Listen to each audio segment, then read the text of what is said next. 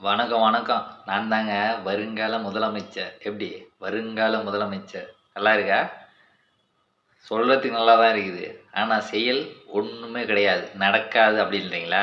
நடக்குங்க. ஏன் அப்படின்னா, நம்மகிட்ட பணம் கிடையாது. நம்மகிட்ட கூட்டம் கிடையாது. ஆனா நம்மகிட்ட என்ன சொல்றது? ஏதோ கொஞ்சம் கொஞ்சம் கொஞ்சம் அறிவு இருக்குதுங்க. நான்லாம் ஆட்சிக்கு வந்தேன்னா, ஒரு மனுஷன் இன்னொரு மனுஷன்கிட்ட போய் வேலை செய்றான் பாருங்க. அந்த மடத்தனத்த ஒரே ஒரு வருஷத்துல ஒழிச்சிருவேங்க.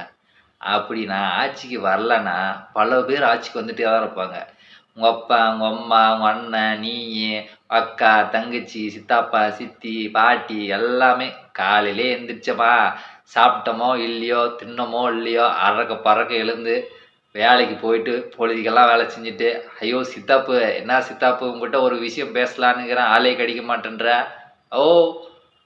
டேய் மகனே! இருடா ஞாயித்துக்கிழமை லீவ் வருது பேசிக்கலாம். வேலைக்கு போயிட்டு வரேன் அப்படின்ட்டு போவான். எப்படி?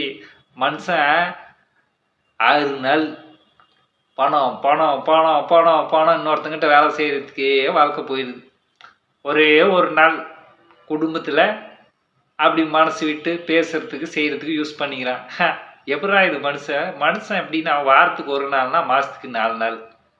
அப்ப வருஷத்துக்கு அப்பா கொடுமை. மனுஷனா இவங்க நாமெல்லாம் மனிதர்களாவா இல்ல மடையர்களான்னு தெரியல. நம்ம வாழ்ற வாழ்க்கை இருக்கே, து வானத்த பார்த்து காரி துப்புனா மழை பொழியும். நீங்க வேணா துப்பி பாருங்க. மழை பொழியும். ஏன்னா நம்ம அறிவு பார்த்து அந்த வானமே நம்மள அப்படியே வாழ்த்தும்.